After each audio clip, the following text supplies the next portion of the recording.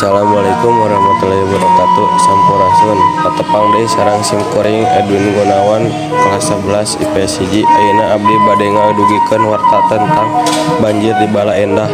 Sabaraha minggu katukang daerah Bala Endah Kabupaten Bandung kakenaan ku rupi-rupi musibah. Salah sahijina modalna cai Wahangan Citarum. Lumasak kana data anu aya kurang leuwih ti 1536 imah katut bangunna sakola jeung pamarentah kakeum ku cai Wahangan Citarum.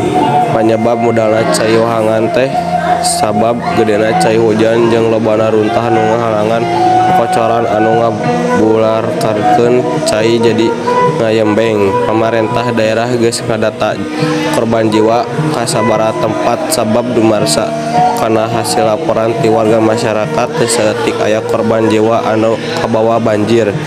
Masyarakat Kota Bandung ngarasa prihatin ku aya musibah eta. Masyarakat oge ngayakeun tarekah ngumpulkeun warga keur sumbangkeuneun ka warga anu keunaan musibah eta.